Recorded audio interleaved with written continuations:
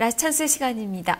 예. 오늘 수치소 시간이네요. 스타일 친구를 소개합니다. 시간인데요. 송기현 전문가와 함께하겠습니다. 전문가님 안녕하세요. 네, 안녕하십니까. 추세종사 송기현입니다. 네, 오늘 장 스타가 될 만한 그 종목군들 좀 많지는 않아요. 지수 많이 오르고 있는데 전차군단 쪽으로 이제 압축이 좀 많이 되는 그 분위기인데요. 네네. 자, 오늘 장의 스타주로 어떤 종목을 선정하셨나요? 네, 실적 발표한 기업 중에서 한번 골라봤습니다. 오늘 스타는 바로 금호타이어입니다. 네, 금호타이어. 이슈가 좀 많이 되고 있죠. 지금 금호타이어 주가도 5%대 강세가 기록이 되고 있는데요. 자, 이렇게 주가가 많이 오르고 있는 그 배경 짚어주시죠. 네, 금호타이어 4분기 실적이 나왔는데 호실적을 기록을 했습니다. 지난해 같은 경우에는 흑자 전환에 성공하는 그런 모습이 나타났는데요. 영업이익은 3,608억을 기록하면서 전년 대비해서 105% 증가했고 순이익은 1,256억을 기록을 하면서 흑자 전환에 성공하는 그런 모습입니다. 회사 측은 원재료 가격이 안정이 됐고 그다음에 중국 교체용 타이어 수요가 회복이 되면서 수익성 개선에 도움이 됐다 이렇게 밝히고 있는데요. 그런데 이 부분은 좀 조심을 해야 될 것 같아요. 뭐냐면은 여전히 타이어 업황은 좋지 않습니다. 왜냐하면은 한국 타이어라든지 넥센 타이어의 실적을 보면은 부진한 그런 모습을 볼 수 있기 때문에 금호 타이어 같은 경우에는 이번에 실적이 좋게 나왔지만 그 전에 워낙 실적이 안 좋았기 때문에 기저효과가 반영이 된 거다 이렇게 이해를 하시는 게 바람직하지 않을까 이렇게 판단을 하고 있어요. 그래서 금호 타이어 같은 경우에 지금 반등이 나오고 있지만 여기서 추가적으로 세게 반등이 나오면서 V자 반등을 좀 기대하기보다는 업황이 개선되기 전까지는 좀 바닥을 다지는 그런 구간이 나타날 가능성이 높다 이렇게 판단을 하고 있습니다. 네, 오늘 갭상승하는 그 모습이 상당히 좀 좋아 보이는데 일단은 조금 더 확인 과정은 좀 필요한 그 종목이 아닌가 싶네요.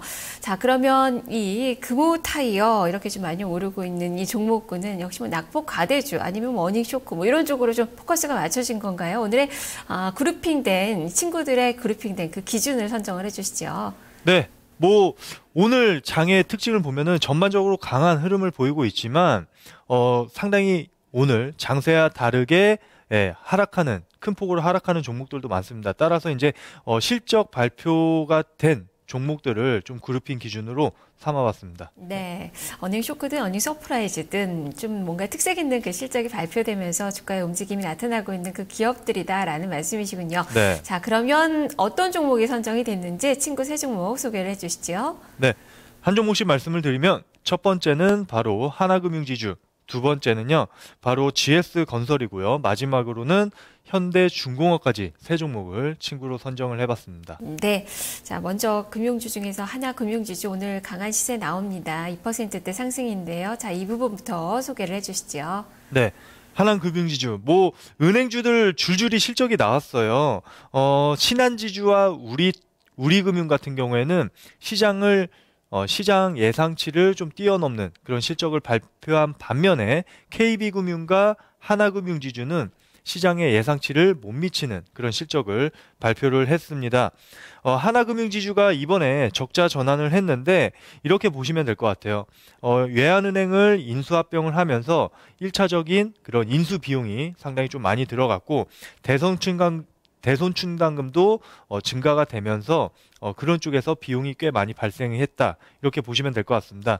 그런데 오늘 주가 흐름을 보면은 실적이 안 좋게 나왔음에도 불구하고 반등이 좀 강하게 나오고 있다는 거죠. 왜냐하면은 이 실적 같은 경우 이번에 부진한 실적 같은 경우에는 일회성 비용이 증가를 했기 때문에 그러니까 이게 지속적으로 그 기업의 실적에 영향을 주는 요소가 아니라 이번 한 번만 단 일회성 비용으로 인식을 하고 있기 때문에 시장에서 크게 우려하고 있지는 않다 이렇게 판단을 하고 있습니다. 그래서 하나금융지주 같은 경우에는 지금 31선의 지지를 받으면서 강하게 좀 반등이 나오고 있다 이렇게 해석을 하시면 될 것 같습니다. 네. 최근에 외국인투자가들의 매수도 들어있고 있고요. 오늘 시장에서 또 21선을 회복하는 그 모습이 나오고 있는 그 구간이네요. 자, 두 번째 종목으로 가보겠습니다. GS건설인데 이 종목은 어닝 쇼크 종목이죠. 주가도 오늘 크게 밀리는 그 모습인데요. 어떤 네. 관점으로 접근을 해봐야 될까요? 네. GS건설 4분기 실적이 나왔는데 803억 적자를 기록을 했습니다. 거의 뭐 지금 실적이 매우 안 좋게 나오면서 주가가 한 8% 정도 지금 하락하고 있는 그런 모습인데요.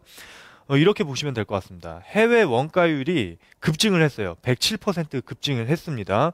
그만큼 해외 수주에 대한 그런 경쟁이 치열하다는 거죠. 그렇죠? 경쟁이 치열해지면 당연히 단가를 낮춰야 되는 그런 가격 경쟁으로 갈 수밖에 없기 때문에 마진율도 대폭적으로 낮아지는 겁니다. 그렇기 때문에 GS건설 실적이 이렇게 안 좋게 나온 거라고 이해를 하시면 될 것 같아요. 그래서 올해 수주 목표액이라든지 그다음에 예상 실적을 증권사들이 줄줄이 대폭적으로 하향 조정하는 그런 흐름이 나타나고 있습니다. 그 다음에 이 해외 경쟁, 해외 수주에 대한 그런 경쟁, 치열한 경쟁 같은 경우에는 GS건설에 국한된 문제가 아니라 우리나라 건설사, 그 다음에 글로벌 건설사들 다 이렇게 아우르는 그런 문제점이라고 보시면 될 것 같아요. 그래서 GS건설이 지금 8% 정도 급락을 하고 있지만 다른 건설주들도 비슷한 문제를 떠안고 있기 때문에 어느 정도 건설주 같은 경우에는 좀 보수적인 시각을 가지고 대응을 해야 된다. 이렇게 말씀을 드리겠습니다.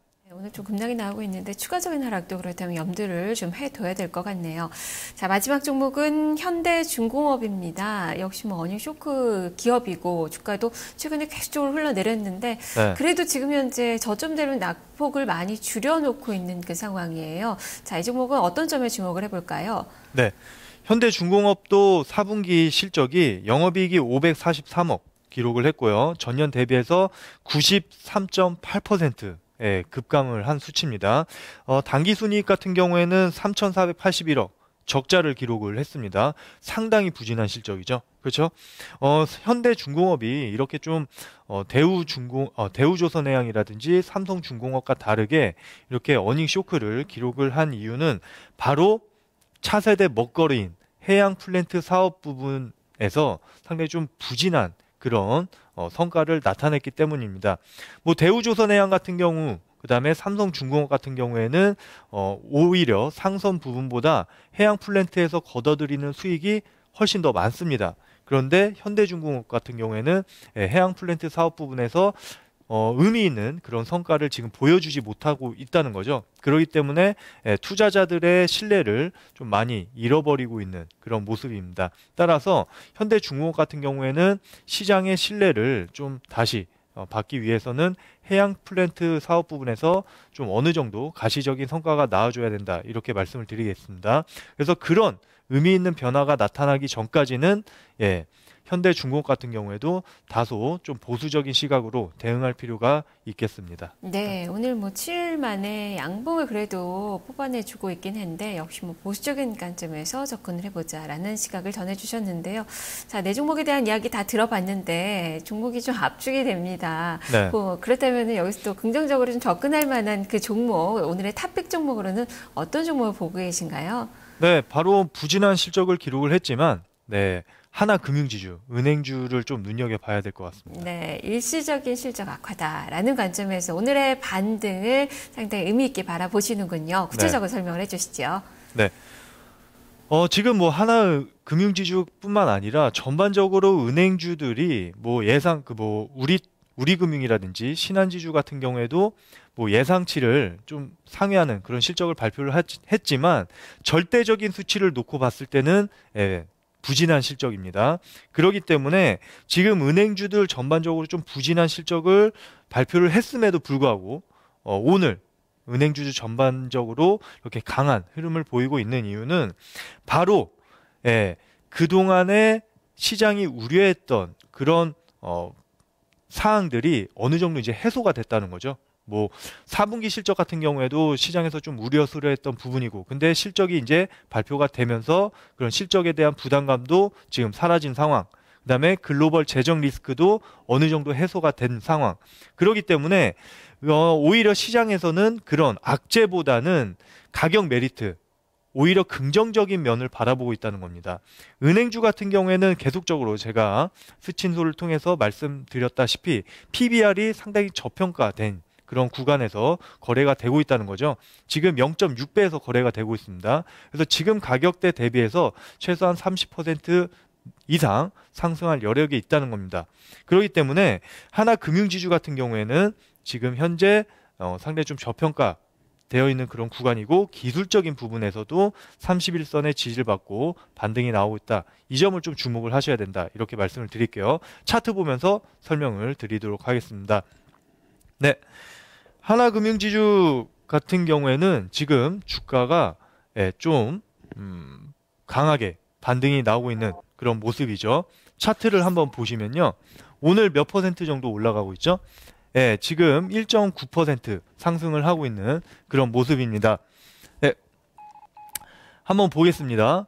최근에 좀 주가가 조정이 나왔어요. 그쵸? 조정하는 흐름이 나왔다가 오늘 실적 발표를 통해서 다시 주가가 좀 상승하는 그런 흐름이 나타나고 있다는 거죠.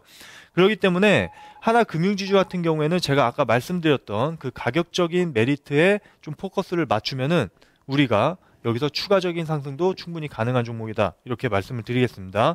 그래서 매수가는 지금 38,850원에 거래가 되고 있는데 38,500원에 매수를 진행을 하시면 되겠습니다. 목표가는 종고점 수준 42,000원까지 1차적으로 바라볼 수 있다. 이렇게 말씀을 드리겠고요. 손절가는 37,700원 제시를 해드리도록 하겠습니다. 네, 알겠습니다. 말씀 잘 들었습니다. 네, 감사합니다. 네. 자, 오늘의 토픽 종목은 하나금융지주입니다. 4대 금융사들, 전반적으로 지주사들 수익성이 많이 악화된 그 모습이 나타났는데 이 종목도 마찬가지입니다. 하지만 일회성이기 때문에 이 받는 충격은 제한적일 것이다라는 의견들이 모아지면서 오늘 반등에 나서고 있는데요. 저평가 쪽에 포커스를 맞춰서 전략 세워보시면 좋을 것 같네요. 자, 목표 주가 42,000원, 손절 가격 37,700원으로 제시가 됐습니다. 손기현 전문가였습니다.